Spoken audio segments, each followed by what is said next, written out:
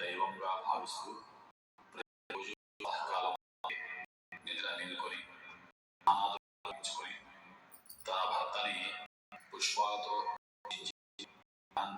తమామను సేవిస్తూ సఖ్య జీవనం చారుమతి నేనే లక్ష్మీదేవిని వల్ల ప్రసన్నమైనాను. శ్రావణ పూర్ణ ముందుగా వచ్చిన భక్తులతో సేవిస్తారు చెప్పగానే వరలక్ష్మికి ప్రదక్షిణాలు చేస్తూ నమస్తే సర్వలోక జననై పుణ్యమూర్తయే రణీయే జగద్వందియే విష్ణువక్షస్థలాయే అని అనేక విధముల స్తోత్రములు చేసి ఓ జగన్మాత దయవలన సంపదలు కావాలనుతున్నారు. నేను నా జన్మాంతరంలో చేసిన పుణ్య ఫల ప్రాప్తిచే మీ పాదదర్శనం కలిగింది. నా జన్మ ధన్యమైందనే స్వరంలోనే చారుమతీ దేవికి నమస్కరించి చారుమతి వరలక్ష్మి అనే చారుమతి లేవగానే ఇంటి చుట్టుపక్కల చూసుకొని వరలక్ష్మి వ్రత వృత్తాంతమును అమ్మవారి ప్రత్యక్ష సంఘటన స్వప్నముగా గ్రహించి ఆత్మలతోనూ ఇరుగు పొరుగు వారు చెప్పింది.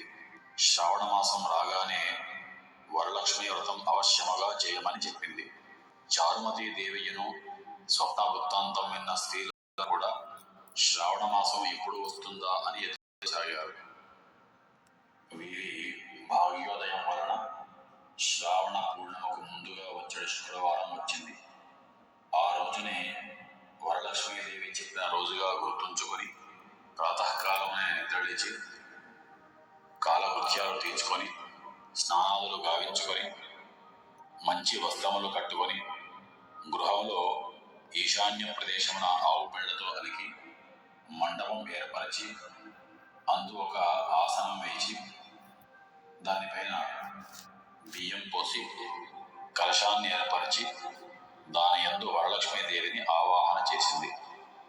సాయంకాలమున చారుమతీదేవి తోటి స్త్రీలతో భక్తి శ్రద్ధలతో పద్మాసనే పద్మకరే సర్వలోకైక పూజితే నారాయణ ప్రియదేవి సుప్రీత భవ సర్వదా అని ధ్యాన ఆవాహనాది షోడశోపచార పూజలు చేసి 9 సూత్రముల గల తోరణములను కట్టుకొని నానావిధ భక్ష్య భోజ్యములను వరలక్ష్మీదేవికి నివేదన చేసి ప్రదక్షిణ చేశారు.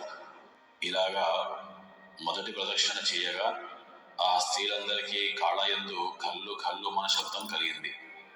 ఆ శబ్దం ఎలా వచ్చిందా అని కాళ్ళని చూసుకోగా గజ్జలు మొదలగు ఆభరణములు కనిపించగా ఇది వరలక్ష్మీదేవి కటాక్ష భాగ్యమేనని చారుమతీదేవి స్త్రీలు పరమానందంతో రెండవ ప్రదక్షిణ చేయగా హస్తములందు కందులు మెరుబట్లు గొలిపే కాంతులు గల నవరత్న ఖచ్చితమైన కంకణములు మొదలగు ఆభరణములతోనూ మూడవసారి ప్రదక్షిణ చేయగా తమ శరీరమంతా కూడా బంగారమయమైపోయింది. బంగారంతో మొత్తం నిండిపోయింది శరీరం అంతా. చారుమతి ఇల్లు కూడా స్వర్ణమయములయ్యి రథ గజ తురగ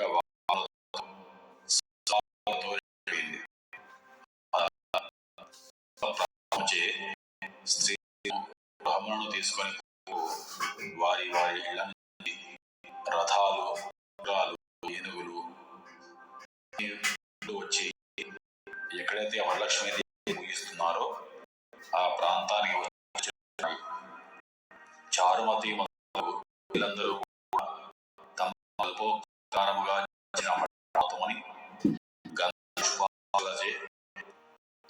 పుష్పాదులచే పూజ వారికి 12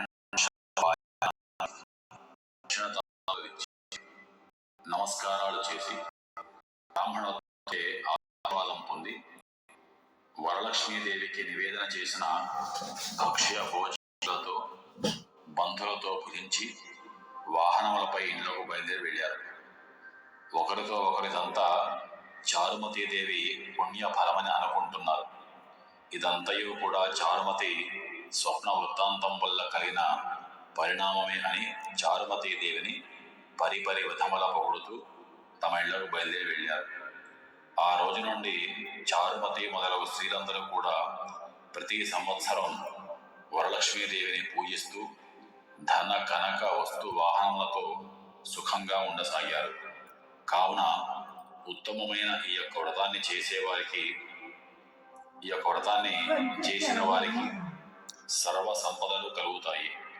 ఈ యొక్క వ్రతాన్ని బ్రాహ్మణ, క్షత్రియ, వైశ్య, శూద్రుడు ప్రతి ఒక్కరూ ఆచరించవచ్చు.